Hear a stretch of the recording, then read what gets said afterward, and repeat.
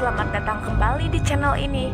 Kali ini saya akan membahas sebuah film horor yang berjudul Pengabdi Setan 2. Film ini merupakan film lanjutan dari film Pengabdi Setan yang pertama, yang tentunya pernah saya bahas.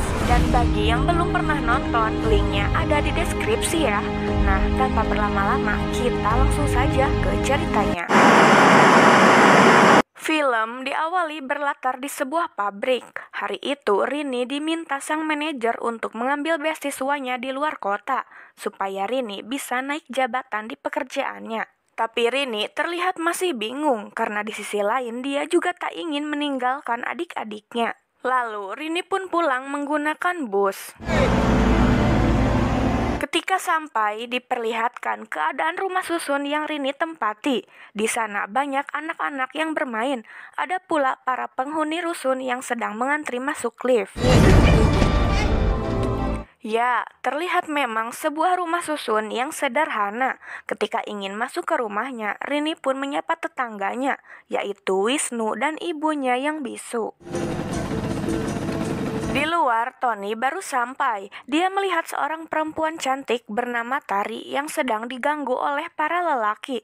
Tony pun mengikutinya, yang ternyata dia tinggal di lantai 9 dan malah meminta Tony untuk memperbaiki radionya yang rusak. Apa yang bisa terjadi besok?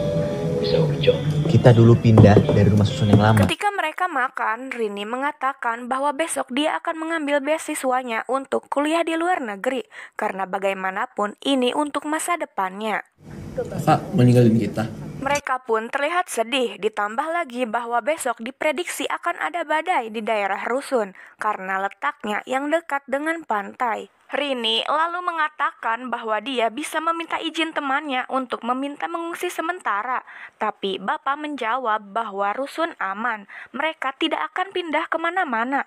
Dan Bapak mengizinkan Rini untuk pergi kuliah. Jika perakiraan cuaca di Jakarta. Di TV pun disiarkan secara jelas bahwa besok akan ada badai besar. Selesai makan, Rini pun pergi membuang sampah. Tapi di jalan, Rini merasa aneh melihat tingkah laku para penghuni lain. Sampai Rini pun mempercepat jalannya. Tapi tiba-tiba Rini pun pulang dengan ketakutan. Keesokan harinya, di lain tempat, terlihat Budiman sedang melihat-lihat foto rumah rusun yang Rini tinggali. Dia juga memegang sesuatu yang berkaitan dengan hal mistis. Di rumah rusun, terlihat Rini sudah siap akan pergi. Tak lupa dia pun membawa foto-foto keluarganya. Sedangkan di bawah, banyak sekali orang-orang yang seperti biasa mengantri naik lift. Dan tiba-tiba ada seorang ibu yang dompetnya rusak, sehingga uang recehnya jatuh kemana-mana. Sampai anak-anak yang sedang bermain pun berhenti untuk melihatnya. Tari yang sedang berada di lift pun malah keluar begitu melihat Tony, karena dia merasa risih berada dekat dengan cowok yang sering mengganggunya itu. Sedangkan yang di dalam lift mulai cemas karena tiba-tiba liftnya rusak tidak mau jalan. Dan anak-anak yang sedang bermain malah masuk ke dalam ruangan lift karena mereka melihat banyak sisa uang receh yang ibu tadi jatuhkan. Di dalam lift semakin amatir, bahkan saling cakar karena mereka saling desak ingin keluar. Tapi untungnya Wisnu berhasil keluar. Sampai akhirnya lift yang di atas akan terjatuh. Seorang anak perempuan bernama Wina yang sadar langsung naik ke atas dan menyuruh teman-temannya segera keluar. Namun tiba-tiba pada malam harinya, terlihat banyak tiap kamar yang sedang mengurusi jenazah. Ya, bisa dipastikan banyak korban meninggal akibat tragedi lift tadi, termasuk ayah sahabatnya Bondi. Tapi anehnya, hanya bapaknya Rini lah satu-satunya orang yang selamat. Dia hanya mengalami luka-luka saja. Di lain tempat, Pak Budiman sedang di halte karena dia ingin pergi ke rusun yang ditempati oleh keluarga Rini. Tapi sayangnya, setiap kali dia menghentikan kendaraan, para supir menolaknya karena mereka tahu di sana akan ada badai. Di rusun, Tony mengembalikan radio milik Tari yang sudah dia perbaiki dan Tari pun segera menyalakan radionya agar tidak sepi. Namun suara yang keluar dari radio itu malah terdengar aneh. Daging saya digigit belatung. Tari yang ketakutan pun segera pergi. Untungnya masih ada Tony di sana. Tari pun menyuruh Tony untuk membuangnya. Sedangkan Rini datang ke rumah Wisnu karena dia merasa kasihan Wisnu sendirian karena ibu Wisnu juga menjadi korban di lift. Dan Bondi menemani sahabatnya yaitu kakaknya Wina karena ayah mereka pun ikut meninggal juga. Tiba-tiba di rumah susun malah mati lampu. Tentu saja itu menambah suasana horor. Di sana Rini pamit kepada Wisnu untuk mengambil lilin ke rumahnya sebentar. Setelah sampai, Rini pun langsung mengambil lilin. Tapi karena melihat bapaknya tertidur, dia jadi penasaran pada laci tempat bapaknya menyimpan koper kerjanya. Tapi tiba-tiba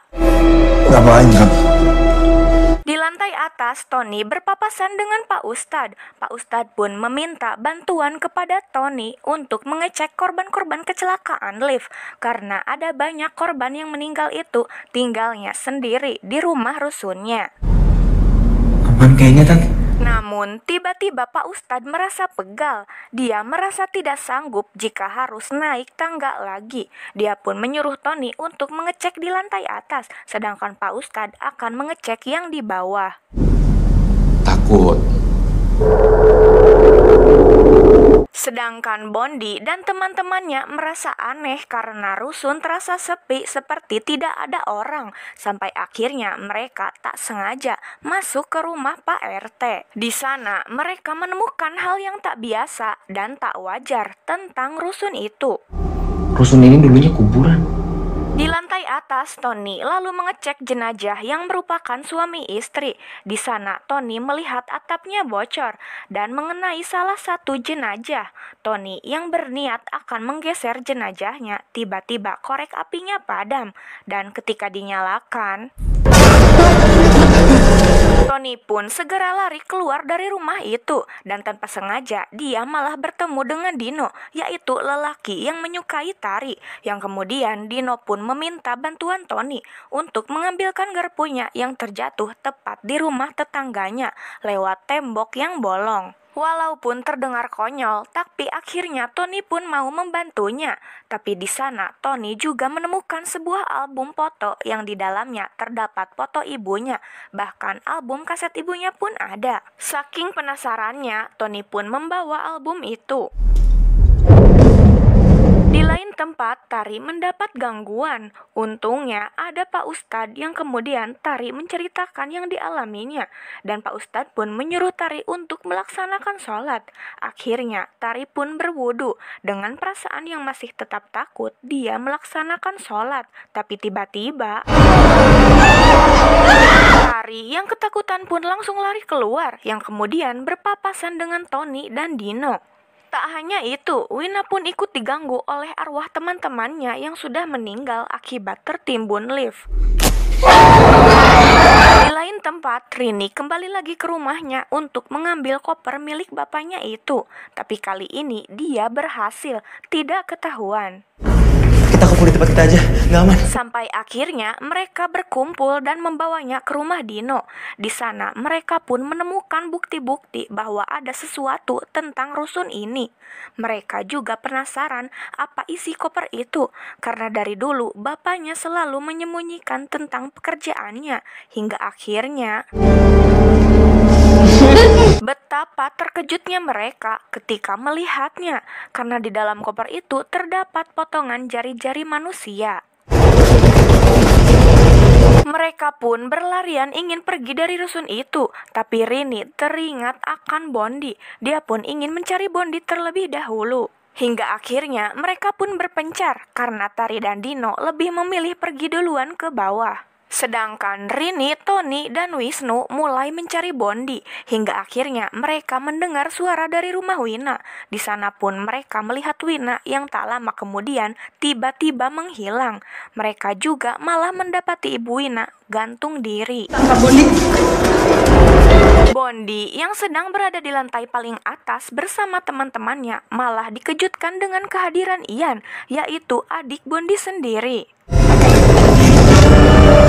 Bondi pun segera berlari keluar dan untungnya kakak-kakaknya datang dan sama halnya dengan Bondi, mereka pun sama-sama terkejutnya. Rini pun mengetes Ian dengan menggunakan bahasa isyarat yang sering mereka lakukan dulu sampai akhirnya Rini percaya dan langsung membawa Ian juga dari rusun itu. Kita nggak bisa keluar dari sini. Di bawah, Tari dan Dino malah terjebak oleh banjir sehingga mereka pun tidak bisa keluar dari situ. Sampai akhirnya Tari naik ke atas kembali meninggalkan Dino. Dan ketika Dino akan menyusul, tiba-tiba ada sosok hantu ibu. Begitupun Tari yang kini sendirian ikut diganggu oleh pocong dan hantu ibu. Sampai akhirnya dia pun bertemu dengan Pak Ustadz. Dan karena tidak percaya, Pak Ustadz pun memeriksanya. Sampai akhirnya Pak Ustadz pun mati juga. Tari pun segera berlari dan malah masuk ke tempat sampah yang di dalamnya terdapat radio miliknya. Setelah personil lengkap, akhirnya Rini dan adik-adiknya pun kabur. Tapi tiba-tiba bapaknya datang menghampiri mereka. Di sana bapaknya berkata bahwa dia selalu ingin melindungi mereka. Dan apa yang ada di dalam koper itu semua dilakukan demi mereka. Karena dulu dia dan ibunya mempunyai perjanjian dengan Raminom. Dan ketika Ian muncul, bapaknya langsung memukulnya, sampai tiba-tiba keadaan semuanya menjadi gelap, dan mayat-mayat pun tiba-tiba hidup kembali. Keadaan pun semakin kacau, dan mereka pun terpencar. Dan ketika Rini berlari, tiba-tiba ada yang memukulnya sampai pingsan. Di tengah kesadarannya, Rini melihat Ian seperti sedang memandu orang-orang berjubah hitam. Di sana pun terlihat Bapak, Tony, dan Bondi sedang duduk bersimpuh. Kemudian Ian mendekat lalu memasukkan suatu daun ke mulut Rini secara paksa sampai akhirnya Rini tidak sadar dan ketika bangun Rini sudah berada di sebuah kamar yang indah. Kemudian Rini pergi kuliah dan di sana dia mendapatkan beasiswa di Belanda. Tapi tiba-tiba Lupakan keluarga kamu. sampai akhirnya Rini terbangun dari hayalannya. Di sana, Rini melihat secara langsung bagaimana bapaknya disiksa dengan cara kedua tangan dan kakinya diikat kepada kuda, lalu ditarik sampai mati. Lalu ketika giliran Tony, tiba-tiba ada yang mendobrak pintu, yang ternyata itu adalah Pak Budiman ditemani oleh Wisnu. Budiman pun langsung menyingkirkan hantu ibu dengan alatnya, sedangkan Ian langsung dipukul oleh Rini. Lalu, dengan terburu-buru, mereka pun langsung pergi dari situ dengan menggunakan perahu yang dibawa oleh Budiman. Karena terlihat sekarang di sekitar rusun itu sudah menjadi sungai karena badai. Di sana, Budiman menjelaskan bahwa dulu bapak mereka seorang polisi, lalu menemukan sebuah pemuja Raminom. Dia pun mengajak ibu mereka supaya punya anak, dan ibu mereka terkenal. Sampai akhirnya, bapaknya ingin membatalkan perjanjiannya, tapi dia harus memenuhi syarat, yaitu membunuh 1000 jiwa. Ya, tak heran di koper kerjanya banyak sekali jari-jari manusia. Sesuai rencana kita. Kita ada di pihak kita. Nah, itu dia guys, alur cerita dari film Pengabdi Setan 2. Semoga bisa diambil pelajarannya ya. Terima kasih sudah menonton video ini, dan sampai ketemu kembali di video selanjutnya.